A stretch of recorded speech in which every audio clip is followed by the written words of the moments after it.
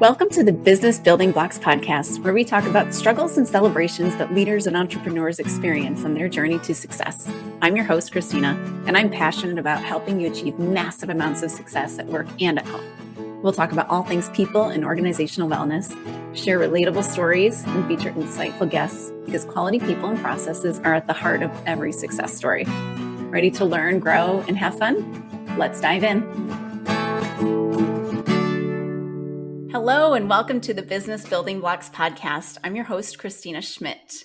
Today, I have a very exciting guest for you. So just to preface that, I have been going through the first round of my Cornerstone Framework Leadership Program for Catholic leaders. And a big part of that is understanding more about yourself as a leader, and particularly understanding your wounds and what gets in the way and how we can work through those. And a big part of what I like to talk about is virtue. And I'm bringing in much more of a virtue expert than I am with today's guest. So I hope you're as excited as I am for this conversation. I will welcome my guest onto the stage here. So welcome, Rose. So my guest today is Rose Folsom, and she is the founder of Virtue Connection and also a Catholic prayer coach. So welcome, Rose. Thanks, Kristina. I'm really excited to talk with you about how virtue fits in with leadership. Awesome. Thank you. I'm so excited to have you on. So why don't you tell us a little bit about Virtue Connection and what you do with that and why? I'm going to back up why I even started Virtue Connection. And it's interesting because it has to do with wounds. Awesome. So the family I grew up in, we had, there were so many wonderful times, so much laughter and happiness and all that. But along with that, there was alcoholism in both my mother's and father's family, and then they both became alcoholics as well.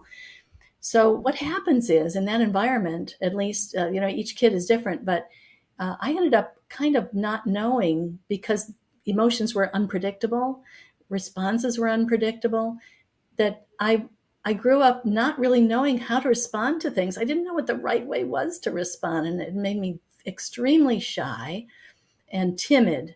And I just wanted to be in the background because I didn't want to get yelled at. I didn't want to get in trouble. Enter adulthood. I bring those wounds with me.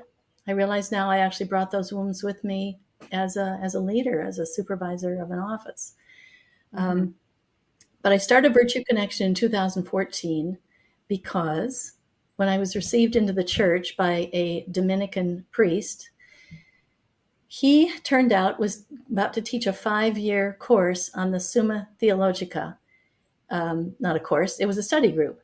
And I signed up for that. So we went through the whole Summa, and 1/3 of it's on the virtues, it turns out.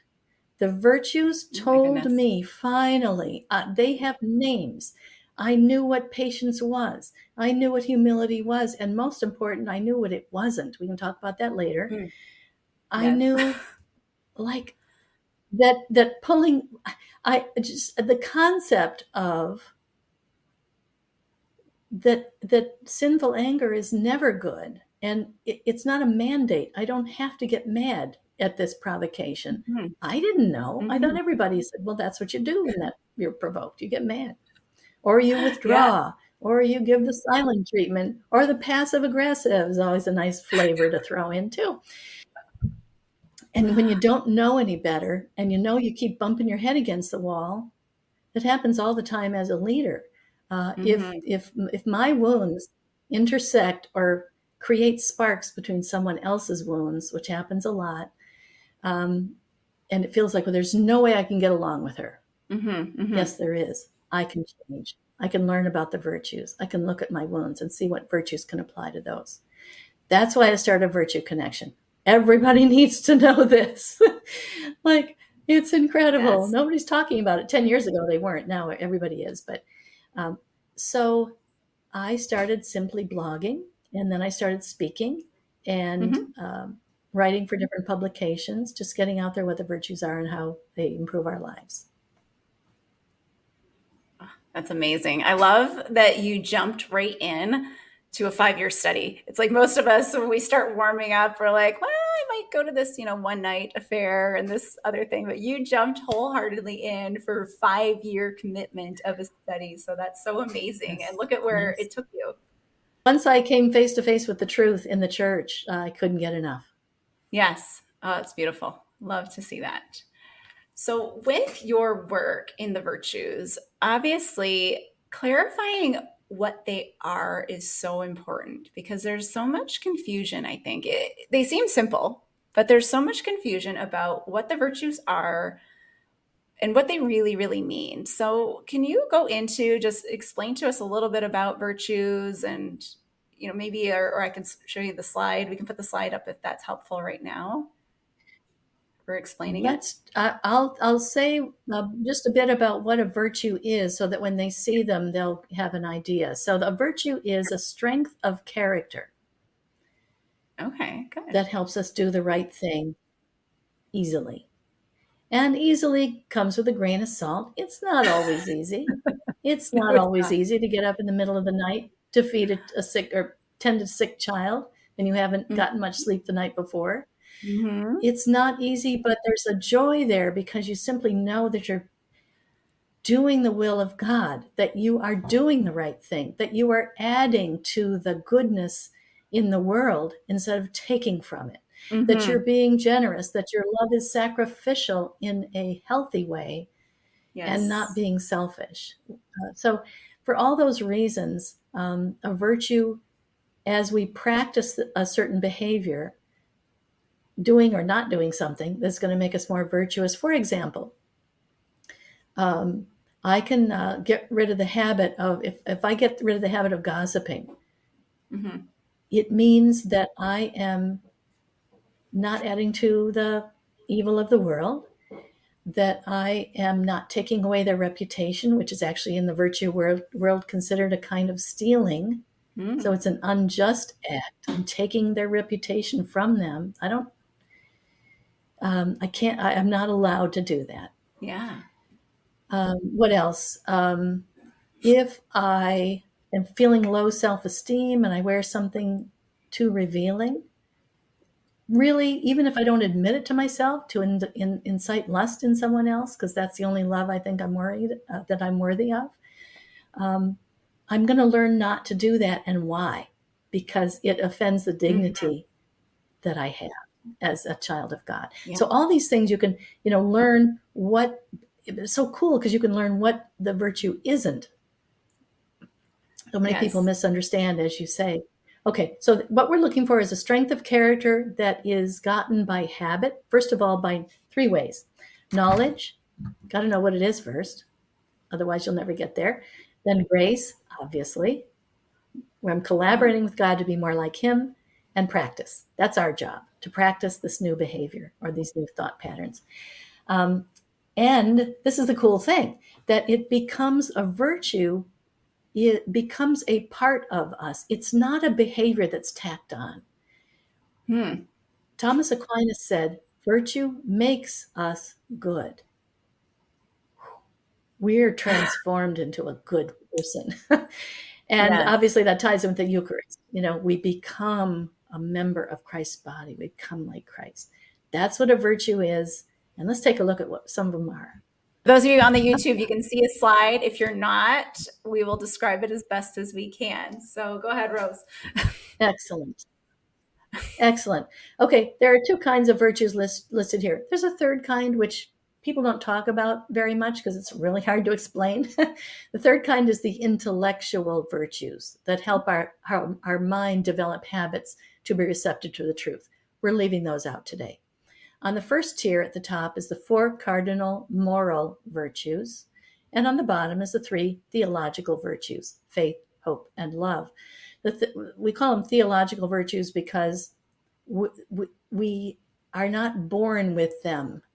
We were born for a receptivity to them, but no one's going to believe in the incarnation or the virgin birth or the resurrection without God's direct uh, action in our soul, in our mind, in our heart. Hmm. Hope, same thing. We're never going to hope in the heaven as Jesus has described it without direct intervention from God. We can't make that our greatest hope by ourselves. And love, forget about it. Leave me in my own devices. I'm not loving anybody except myself. And that selfishness is not even really love. Mm-hmm. These are all God like coming into and acting in us. Those are the theological virtues. The moral virtues are more, pagans have them, and that they are justice, courage, temperance, and prudence. I should have called it fortitude. Fortitude is the real name. Also means courage. Temperance means self-control. I'm going to use the words I have here. That works. Justice is justice. And so, in other words, a pagan, an unbeliever, they can have a sense of justice. They can mm-hmm. definitely have courage. They can definitely have self-control in their way, and they can definitely have prudence. I'll explain what they are very briefly.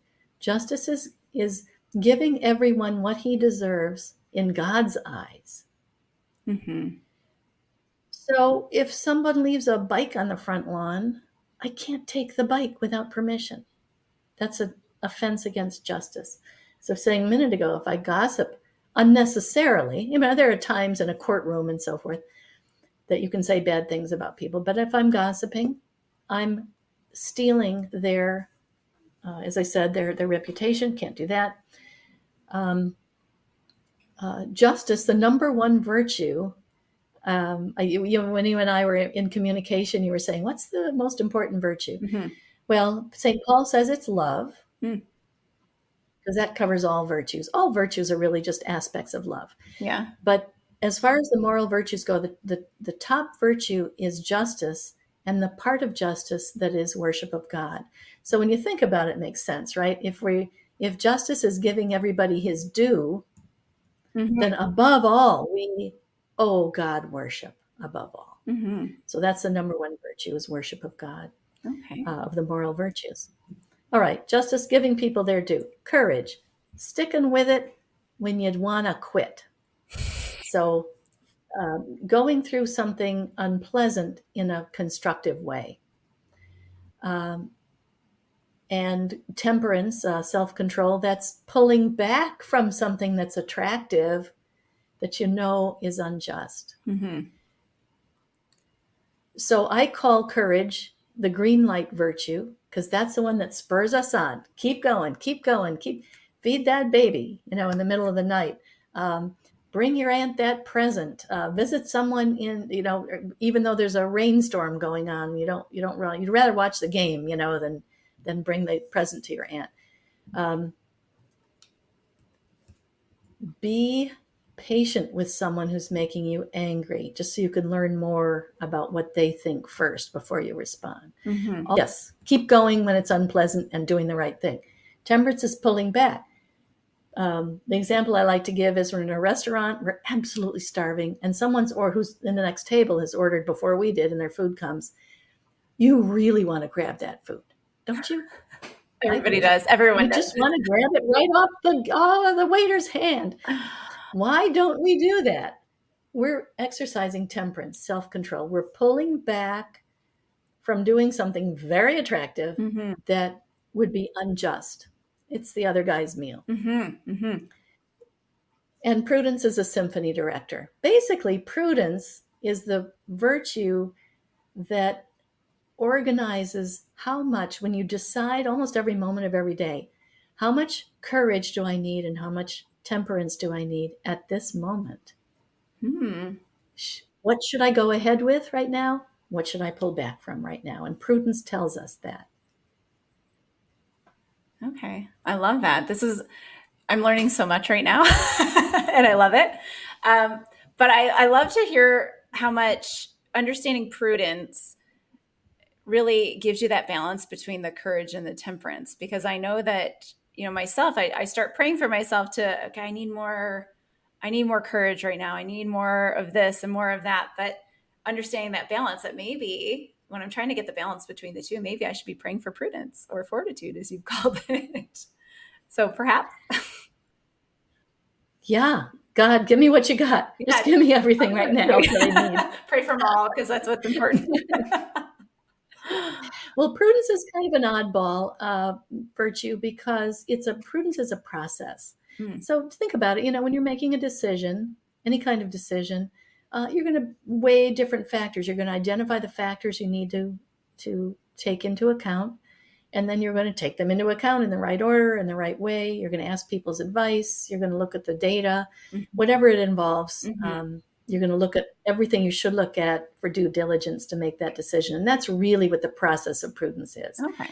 And then your moral sense weighs in, because if your brain's saying, ooh, we could really save money if we fired 3 employees or started cutting corners on the quality of what we're putting out, your moral sense then is going to kick in and say, no, we're not going to do either of those things. And so the prudence, just all those factors, the mind, the heart, the desire, what do I want to do? All those things come into play with prudence in deciding the thing that is going to lead to justice in the greatest way. Oh, awesome. So they really do all work together. They all work All together. work together. It's beautiful. Yep. So in my training, I'm doing training of leaders, and I focus on virtues because it helps to heal wounds. But how would you say, I mean, that's just how I use it, because praying for the opposite virtue of the sin that's causing the wound can help. But what is your number one reason why people should really study into virtues? What would you say? I would say that if you study them individually, even though they never appear individually, study them individually, get the knowledge, find out what they are, pray for the grace, to implement them, and then practice, practice, practice. Mm-hmm. You do that with individual virtues, and then you put them all together, and you're a more loving person. So the payoff is, I'm more likely to bring Jesus. I'm more likely to bring Our Lady into that meeting room, into that difficult conversation, Mm-hmm. than I would if I didn't know anything about the virtues Yeah. and what they can do in this situation. Mm-hmm. Yes. So screaming to me right now, we talk about emotional intelligence, or in the secular world of leadership, we talk about emotional intelligence. And really, this is a way to grow in that emotional intelligence, studying the virtues, because you're understanding yourself, but you're also learning control, you're learning self-control, you're learning how to best approach life. Would you agree, or how would you respond to that? Yeah, that's an interesting connection to make between virtue and emotional intelligence.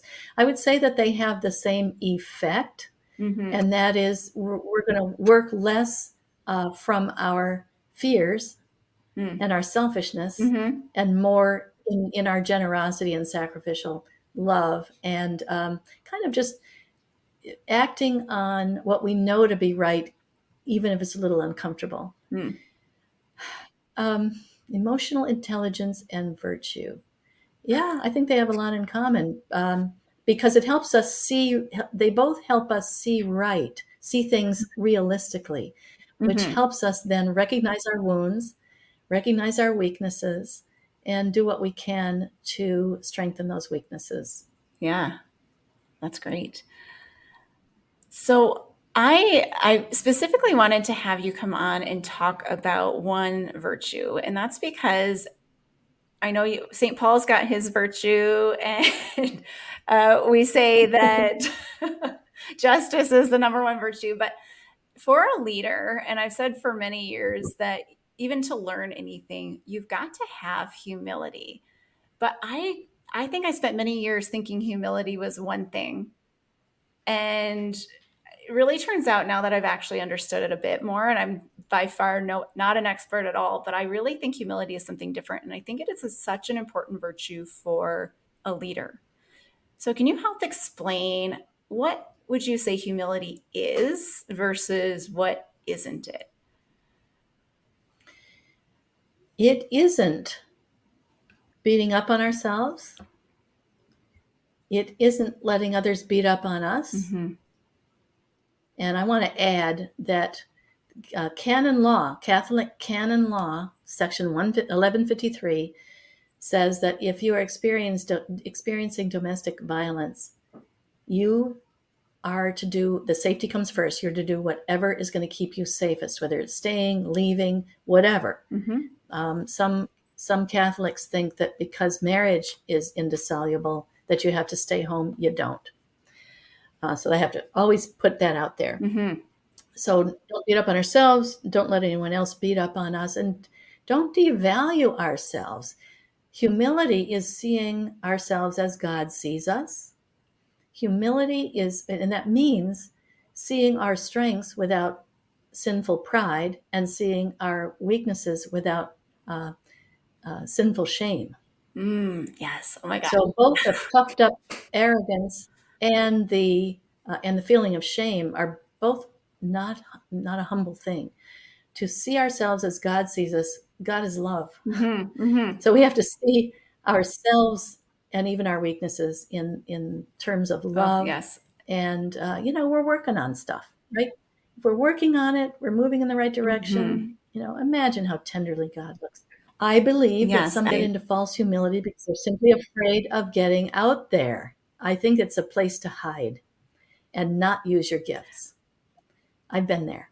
Yeah, I've been there too. So that's what humility isn't. It's still a temptation, right? It's still a temptation. It's always a temptation. It is. But why? Because the devil doesn't want us to do good in the world and get out there and do big things. That's why. Really good. Really good. I also say because our wounds are holding us back sometimes too. But absolutely. Absolutely. And then that's tied together too, right? Yeah, we believe the lies of our wounds. Absolutely. That makes sense. We really are wounded. That's real. Yeah. But we can learn to behave our way out of that and realize it doesn't have to hold you back, like you said. Exactly. So humility is seeing ourselves as God sees us. And my poster boy for humility is the late Tom Monahan, the founder of Domino Pizza.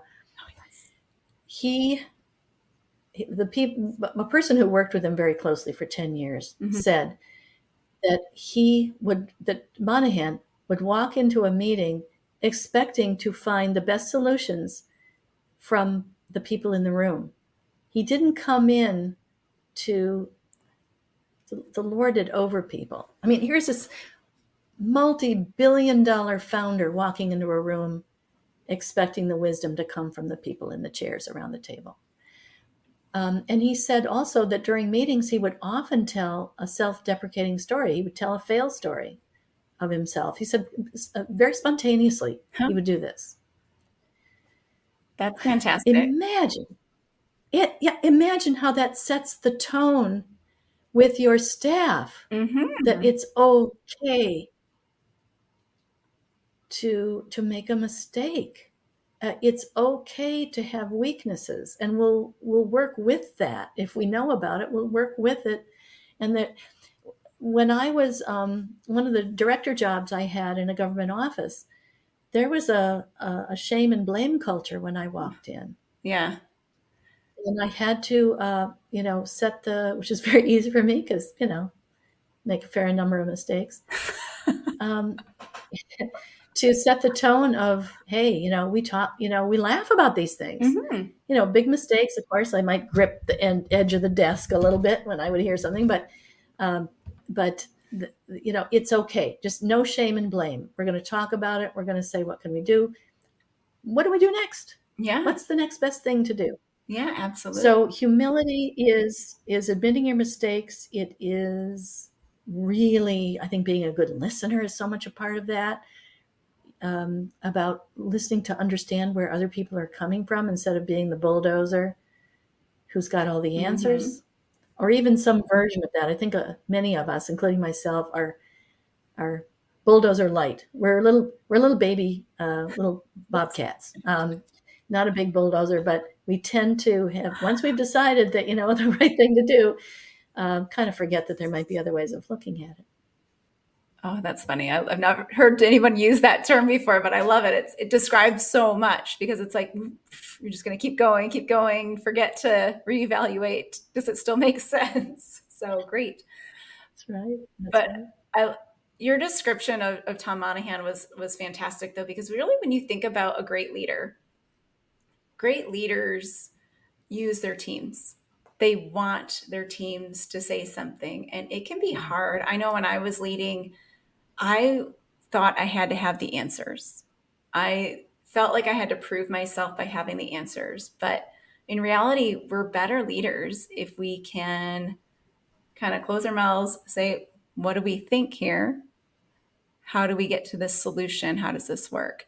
Yes, as a leader, you still have to set the direction. You still have to say, yep, we're still going this way, but I need everybody on board to help brainstorm, to help think of, what are we going to do? How are we going to solve this problem? And how do we get to that spot that I said we were going to? So amazing. Wonder of wonders, people will come up with better ideas than I had. I know. See, I don't have wonder, so I need the others. I've talked about working genius enough on this podcast. I think people will get the joke there. They know what it is.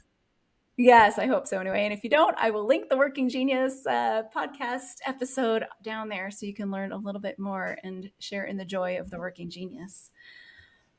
But so that humility. So I like to claim that humility is the number one virtue for leaders. So if somebody said, I think I might need to do more on humility, what would you say to them? How would they start? Ooh, well, first of all, I would ask them, tell me why you think that, Mm. because there can be any number of things, and they might be wrong, right? They might say something like, I kind of blurted out an idea to the big boss today in the hallway, and I might have overstepped my boundaries. I'm not sure if he liked it. I don't know. I kind of blanked out at that moment when I realized what I had done. Is that a lack of humility? Well, probably not. I mean, if you prayed that morning, the Holy Spirit guided you to do that. So, why do you think that? So let's do a little role play here. Let's say that from what your clients and so forth, that you come to me and say that, and I say, oh, well, sure. Why? What makes you think that you need more humility? Mm-hmm. Oh, you're asking me. And what would you say? I would say because I tend to find myself looking around for approval from others. When I do something, I'm looking to see that somebody says it's okay. And sometimes I'm afraid to say what I think. And I'm afraid to speak up in a group. And from what I've learned, I believe that to be pride and vanity that's keeping me silent versus being courageous to say something, or humble enough to say something is my idea. So I don't know, thoughts on that. Is that courage or is that humility?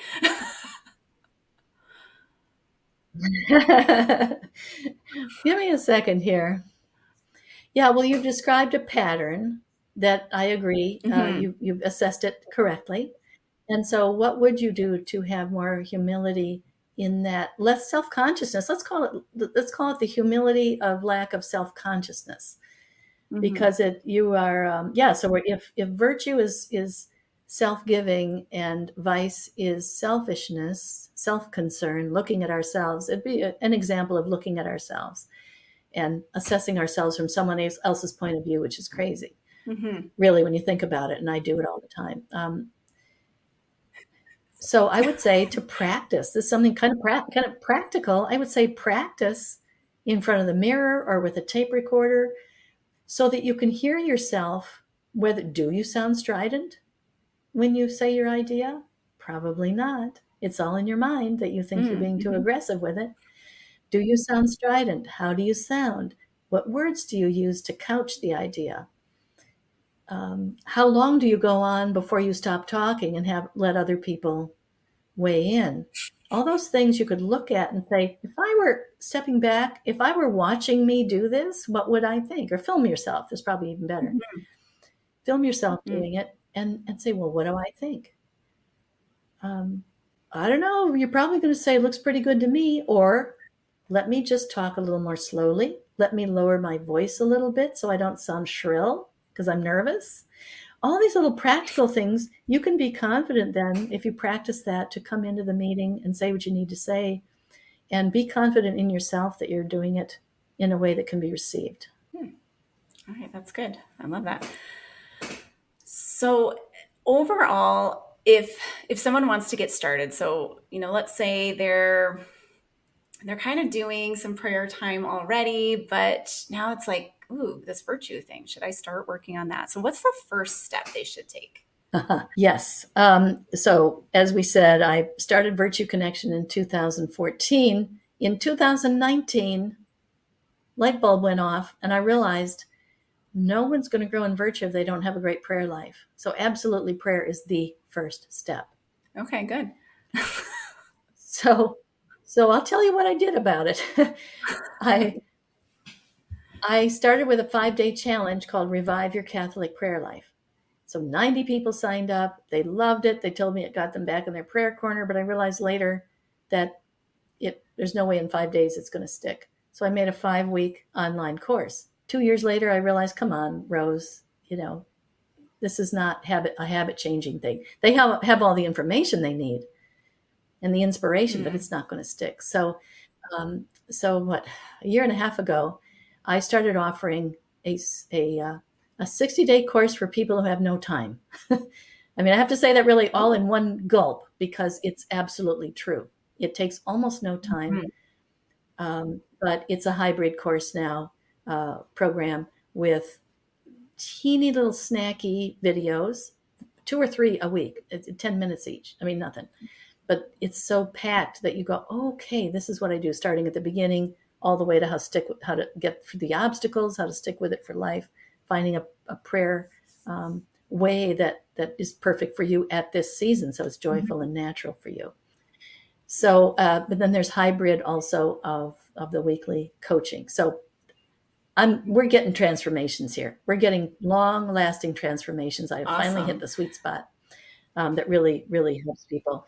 So that is definitely my advice, and it took me a long time to realize that. So that is my advice, and we can put in the description I don't have any website. I don't have any link to join the Prayer Like a Saint program, because I need to have the conversation first to make sure it's a good fit. So we can put a link to have that conversation. I will give you your next best step, Right. whether it's working with me, somebody else, whatever it is. I will get you your next best step to get a better connection with God and get more on track with your prayer life through that conversation. So yeah, Awesome. Prayer, absolutely. And I think at the same track, while you're building your prayer life, you can learn about the virtues at the same time. So they kind of track together. Okay. Yeah, definitely. And I know I've looked at your website and you've got some great descriptions of the virtues on there. So that is hugely helpful as a start point. But what would you say, would they join up in the 5-week course potentially? If they read it, they said, hey, I think this makes sense. Is that the next step? Or what would you suggest? Well, the kind of 2 tracks here. There's the teaching on prayer that gets them connected with God in a really, to them, believable, solid, confident way, so that then the virtue is connected, but it's a separate part of what I offer. I have a membership group called Virtue Circle. Again, you get dripped 10-minute videos, like 1 or 2 a week throughout the month on a particular virtue, and then we have an open house on Zoom once a month. So that's how that works. But I'll tell you what, if you go to my website, you'll just see tons and tons and tons of free material, because I've been blogging for 10 years. So if you search down at the bottom of my homepage for whatever virtue you want or any subject you want, see what comes up, and there's lots of free stuff there too. Mm-hmm. Oh, that's amazing. virtueconnection.com. I will put that link in the show notes as well. You also have something very exciting coming up. Can you tell us a bit about that? Very, very exciting. And it's one reason it's exciting is it involves you.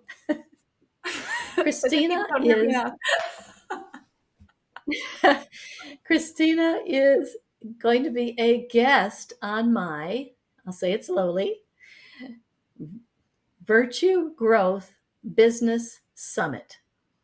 Virtue Growth Business Summit. So what it is, it's 12 fabulous speakers talking about all the things that we Catholic business owners get tied up about, we get nervous about, we worry about, we can't figure out all the time.